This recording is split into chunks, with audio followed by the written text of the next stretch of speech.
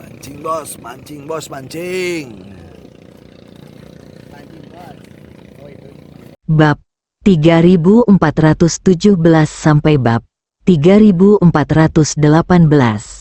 Meskipun Xiao Qiang sekarang terkenal dan dianggap sebagai orang terkuat di dunia, namun Xiao Qiang tidak mempedulikan hal ini. Bagaimanapun juga, dia adalah makhluk surgawi, dan dia sama sekali tidak peduli dengan gelar yang diberikan kepadanya oleh manusia yang menganggapnya sebagai semut.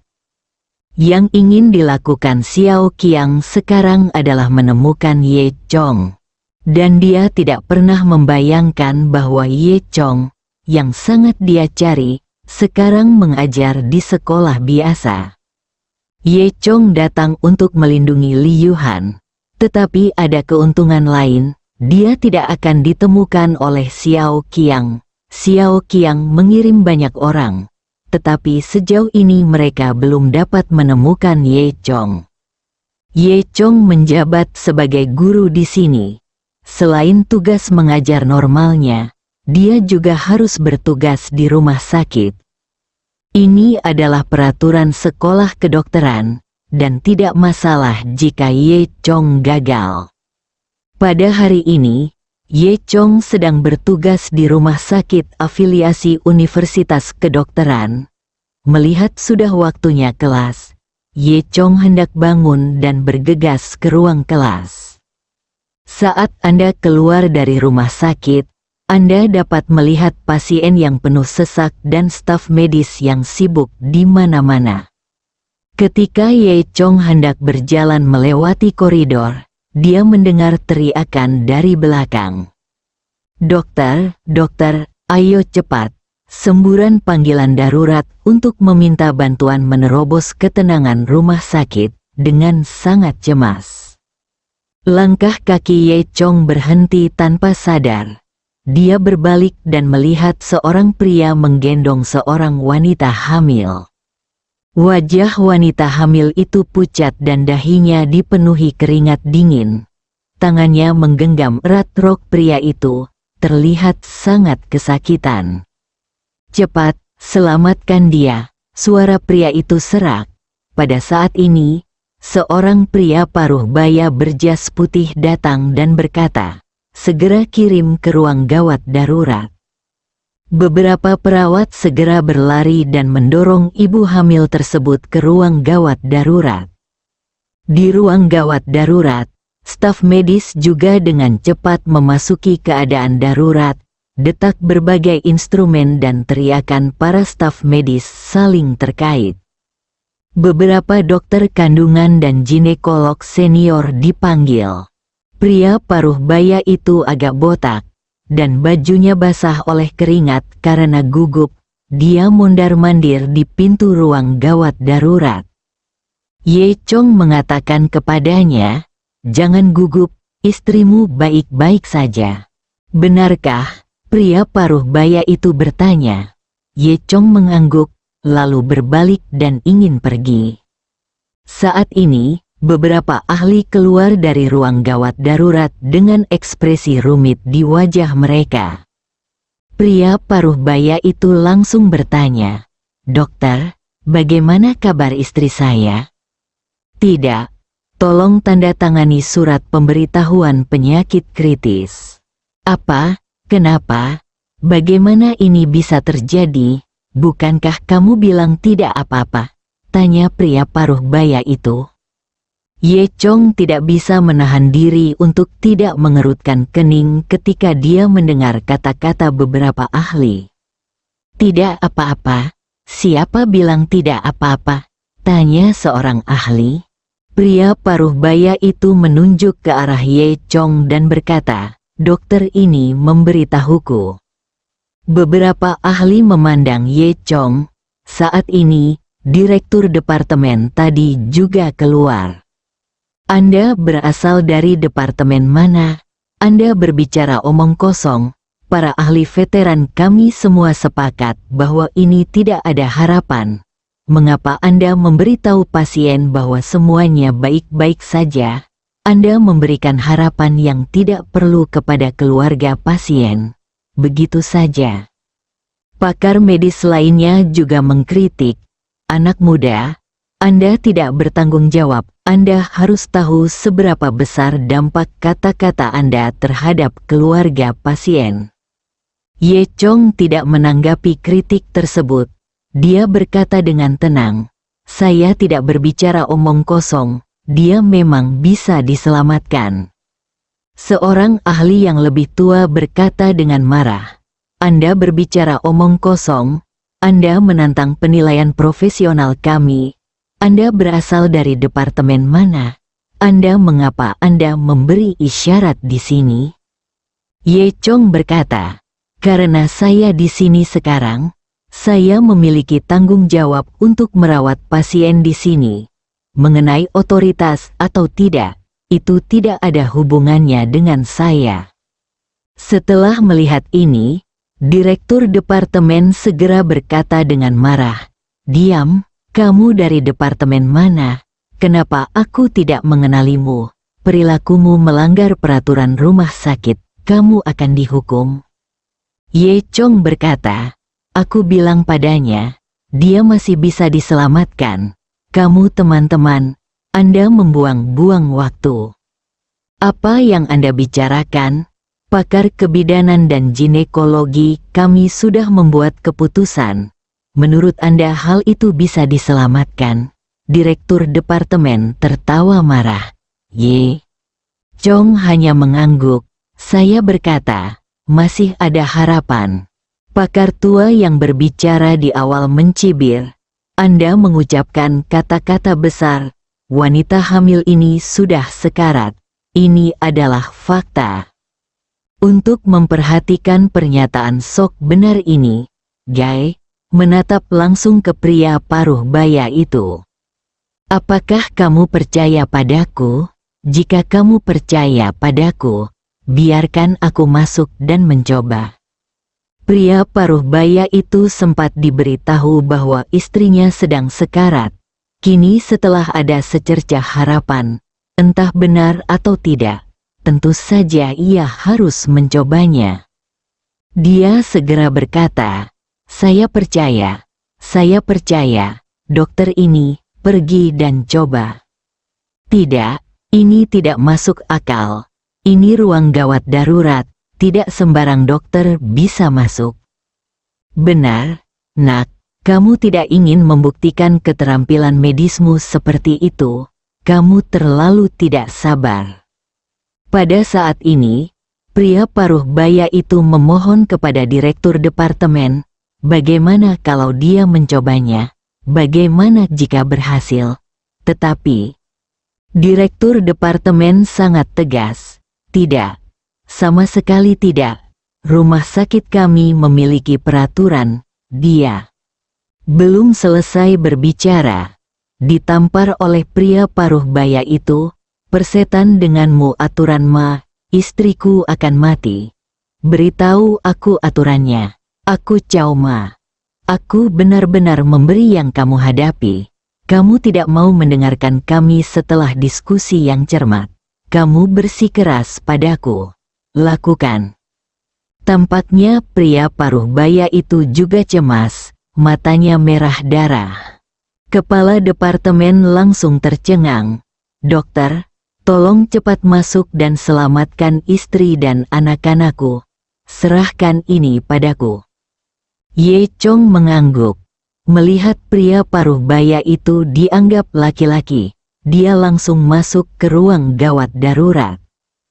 Beberapa ahli lain mencoba menghentikannya, tetapi ditakuti oleh pria paruh baya tersebut. Dilihat dari penampilan pria paruh baya itu, jika ada yang berani menghentikannya, dia mungkin akan melawan orang tersebut sampai mati. Jadi para ahli ini tidak punya pilihan selain memanggil penjaga keamanan. Sambil menunggu satpam, beberapa dari mereka melewati pintu dan melihat tingkah Ye Chong. Setelah Ye Chong masuk ke ruang gawat darurat, dia datang ke samping tempat tidur. Kemudian, Dia mengeluarkan sekotak jarum perak dan mulai melatih keterampilan akupunturnya. Teknik Ye Chong cepat dan tepat, dan setiap jarum perak secara akurat menembus titik akupuntur wanita hamil. Ketika Direktur Departemen dan dokter melihat ini, mereka semua menunjukkan rasa jijik. Mereka masih mengira Ye Chong melakukan pekerjaan yang tidak berguna. Dapatkah beberapa perawatan akupuntur biasa menghidupkan kembali orang mati? Saat ini, penjaga keamanan telah bergegas. Direktur departemen memberitahu mereka situasinya dan meminta mereka untuk menangkap pria paruh baya dan Ye Chong. Tepat ketika penjaga keamanan hendak mengambil tindakan, dia dihentikan oleh ahli tertua. Tunggu sebentar, melihat ahli itu lagi, dia menatap Ye Chong dengan ekspresi terkejut di wajahnya. Bukan hanya dia, tapi beberapa ahli lainnya juga. Mereka terkejut saat mengetahui bahwa dengan akupuntur Ye Chong, kulit wanita hamil itu berangsur-angsur membaik, dan detak jantung serta tekanan darahnya mulai stabil. Bagaimana ini mungkin? Seorang ahli tua melihat perubahan pada wanita hamil itu dengan heran. Di sini, apakah dia selamat? Pakar lain berkata dengan kaget. Dan segera, Ye Chong menyelamatkan wanita hamil itu. Ye Chong keluar dan berkata kepada perawat yang berdiri di samping dengan bodoh, "Apa yang kamu lihat? Mengapa kamu tidak pergi dan melahirkan bayinya?" Perawat menyadari apa yang dia lakukan dan segera bergegas masuk dan mulai mengoperasi dengan terampil. Perawat dapat melakukan hal berikutnya. Beberapa ahli tua tercengang dan segera dilarikan ke ruang gawat darurat untuk memeriksa kondisi ibu hamil tersebut. Mereka bahkan melupakan Ye Chong. Ye Chong mengambil kesempatan itu dan keluar. Pria paruh baya itu segera melangkah maju untuk berterima kasih kepada Ye Chong. Ye Chong mengangkat bahu, ini masalah sepele. Pada saat ini, Direktur Departemen memicingkan mata ke arah Ye Chong, tidak merasa senang karena Ye Chong menyelamatkan seseorang. Sebaliknya, dia merasa marah karena Ye Chong kehilangan mukanya dan secara tidak langsung menyebabkan dia dipukuli. Namun, dia tidak berani mengatakan apapun sekarang, karena pria paruh baya itu masih di sana, dan jika dia tidak dapat berbicara, dia harus menghadapinya. Ye Chong melirik Direktur Departemen, mengabaikannya, dan pergi. Di ruang gawat darurat, beberapa ahli veteran berada dalam kekacauan. Di sini, apa yang sebenarnya terjadi? Apakah kita salah melihatnya? Tidak mungkin. Jelas itu adalah kematian karena distosia, tetapi anak ini mampu menyelamatkannya. Ini pertama kalinya, mereka meragukan keterampilan medis mereka. Kata mereka semua, di luar koridor, Direktur Departemen, penjaga keamanan, dan pria paruh baya hanya berdiri di sana. Tidak ada yang mengatakan apapun. Tak lama kemudian, semburan tangis memecah kesunyian di koridor. Mendengar tangisan bayi itu, pria paruh baya itu menghela nafas lega. Pada saat ini, pria paruh baya itu juga sadar kembali. Dia berjalan ke arah Direktur Departemen dan mengeluarkan kartu nama. Ini kartu namaku. Mengenai apa yang terjadi barusan, jika kamu ingin mengejarnya, kamu bisa menghubungiku kapan saja. Kepala departemen melihat kartu namanya dan ekspresinya segera berubah. Ternyata pria paruh baya ini bukanlah orang biasa, melainkan direktur sebuah stasiun TV lokal. Konon ia adalah pria berstatus tinggi. Direktur departemen berkata dengan cepat, "Tidak, saya tidak berani. saya yang baru saja."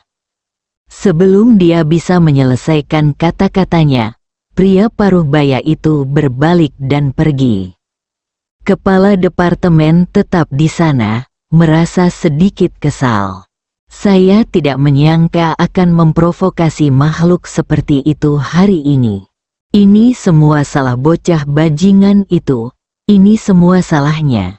Jika dia bersikeras menyelamatkan wanita hamil itu, lebih baik wanita hamil itu tidak bisa diselamatkan." Direktur departemen menjadi lebih marah ketika dia memikirkannya, dan hatinya dipenuhi dengan kebencian terhadap Ye Chong. Sinar matahari yang hangat menyinari kampus Universitas Kedokteran. Ye Chong buru-buru berjalan melewati jalan setapak yang ditumbuhi pepohonan dan bergegas ke ruang kelas. Dia baru saja terlambat 20 menit ke kelas karena dia menyelamatkan wanita hamil itu. "Bahkan jika aku terbang sekarang, sudah terlambat untuk pergi ke kelas." Ketika Ye Chong memasuki ruang kelas, dia menemukan Tom berdiri di podium. Dia berkata dengan ekspresi bangga di wajahnya, "Guru, kamu terlambat. Aku tahu, kamu bisa kembali ke tempat dudukmu sekarang." Ye Chong terlalu malas untuk menjelaskan kepada pihak lain. Tom mencibir, "Guru, saya telah melaporkan keterlambatan Anda ke sekolah." "Kamu cukup cepat. Haha, tentu saja. Kamu terlambat, yang sangat mempengaruhi pelajaranku. Aku yakin sekolah akan menanganinya dengan adil." Ada sedikit rasa tidak senonoh dalam suara Tom. Para siswa di kelas saling memandang. Mereka tidak menyangka Tom akan melakukan ini. Beberapa siswa mulai berbisik. Sebenarnya, yang lain tidak peduli kalau Ye Chong terlambat. Bagaimanapun, Ye Chong meninggalkan kesan yang baik pada mereka di kelas terakhir. Li Yuhan juga sedikit khawatir saat ini. Banyak siswa yang diliputi kemarahan. Tom hanya membalas dendam pribadinya. Pasti ada alasan mengapa Guru Ye terlambat. "Benar, Guru Ye sangat baik. Saya pikir masuk akal jika dia terlambat." Tapi Tom mencibir dan berkata, "Peraturannya sekolah adalah peraturannya, terlepas dari apakah mereka terlambat atau tidak. Apapun alasannya, kamu tidak boleh terlambat." Ye Chong mengangkat bahu, "Itu saja. Kembali ke tempat dudukmu sekarang, aku harus pergi ke kelas." Tom mencibir, tapi kembali ke tempat duduknya. Ye Chong mulai mengajarkan beberapa pengetahuan pengobatan Tiongkok. "Kelas berlalu seperti ini. Saya pikir kejadian ini akan hilang seperti ini.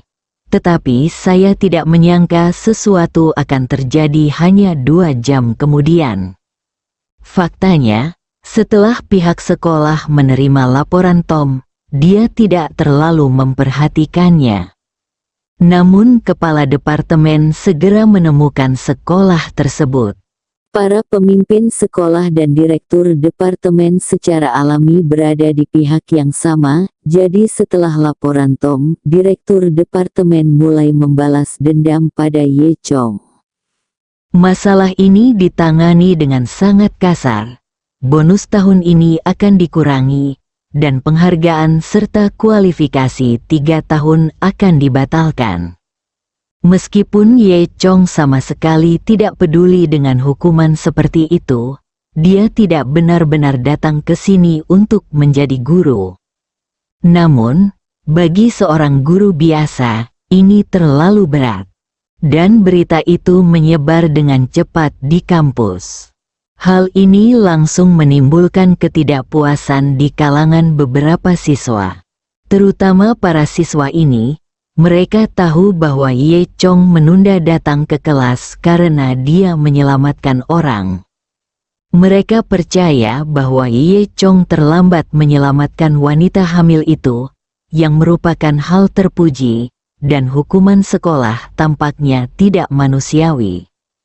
Kelompok siswanya tidak diragukan lagi sangat besar, dan segala sesuatunya dengan cepat menjadi masalah besar. Ketika masalah ini terungkap, hal itu diposting secara online. Kejadian tersebut langsung menarik perhatian luas dari netizen. Setelah netizen mengetahui apa yang terjadi, mereka menyatakan kemarahannya dan menuduh sekolah tersebut tidak masuk akal. Sekolah macam apa ini? Guru yang terlambat menyelamatkan orang harus dihukum. Tidak manusiawi sekali. Apakah pemimpin sekolah sudah gila? Bagaimana pendapat penanganan seperti itu bisa diterima oleh guru yang menyelamatkan orang? Netizen lain mengomentari postingan tersebut dengan menyatakan ketidakpuasan. Apakah ini berarti dokter yang baik tidak akan menyelamatkan nyawa di masa depan? Itu benar, bukankah? Tanggung jawab rumah sakit yang paling penting adalah menyembuhkan yang terluka dan menyelamatkan yang sekarat. Masa depan, saya dengar hal itu masih terjadi. Seorang siswa asing melaporkan hal ini. Orang asing ini sangat tidak tahu malu. Jadi, para pemimpin sekolah ini peduli terhadap siswa asing? Saya pikir para pemimpin sekolah ini adalah pengkhianat. Benar, kami memanusiakan pemimpin sekolah ini untuk melihat apakah dia pengkhianat. Untuk sementara waktu, orang-orang di internet memarahi sekolah dan para pemimpinnya. Banyak orang mulai meminta petinggi untuk turun tangan dan menyelidiki masalah sekolah. Namun yang tak disangka adalah pimpinan sekolah dengan cepat memberikan tanggapan tersendiri ketika dihadapkan pada tudingan netizen dan tetap bersikeras pada pendapatnya sendiri tentang cara menghadapinya. Sekolah mengeluarkan pernyataan. Meskipun penyelamatan tersebut patut dipuji, sekolah memiliki peraturan dan regulasi yang ketat, dan siapapun yang melanggar peraturan harus menerima hukuman yang sesuai. Bersambung.